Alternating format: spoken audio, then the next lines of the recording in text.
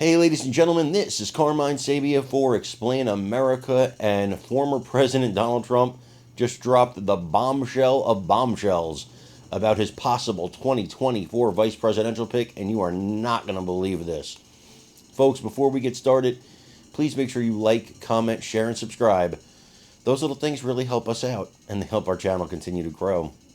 So, former President Trump was on the Clay and Travis podcast when a name that is familiar to all of you and me came to the discussion about possible vice presidential contenders. And you know Trump has been looking at different people, but this one would be astounding for all of us if this were his vice president.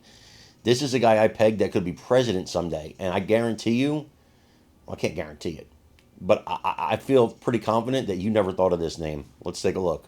Would you consider Tucker Carlson on your VP list? Oh, now, wow. I want to give you a hypothetical here. You're a big sports fan. You know, like Nick Saban's going to retire at some point. And if you talk to the athletic director at Alabama, he would say he has a list. So would Tucker Carlson be on your list of potential VPs? And how many names might be on that list as you sit and look and survey the political field? Well, first of all, I did my first, you could call it counter-programming, but I won't call it that. But Tucker wanted to do an interview during the first debate. And I think because this is what your business is, we broke every record. Monster audience. In history. Yeah. I think it just hit over 300 million people. But it was for that evening over 207 million. It then got to 275 within a day or two. And the biggest ever was Oprah's interview with Michael Jackson, which was 125 million. So we almost doubled it.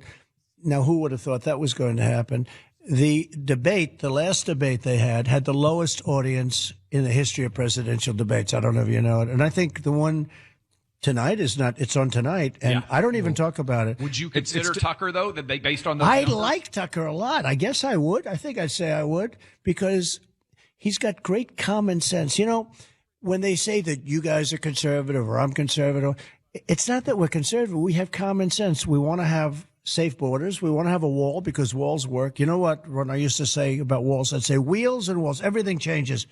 The computer that you have in front of you in about a month from now will be totally obsolete. Right now you have the finest equipment in the world, and in about a month from now that equipment will be obsolete. The only two things for centuries that's not obsolete are wheels and walls, right? That's pretty good. No, when you think about it, right? A wheel will always be a wheel. It's never going to change. And a wall will always be a wall. And it'll walls work all work. the time. No, walls work. Remember when they were saying walls don't work? Yeah. And Remember walls? Joe Biden's got a wall at his beach house, by the way. Yeah, and he does. And by the way, there are a lot of other walls. Nancy Pelosi has a wall also. And if she didn't have a wall, of course, it didn't work that well with respect to the husband. But, generally speaking, it would work. Can you imagine the liberals' heads popping?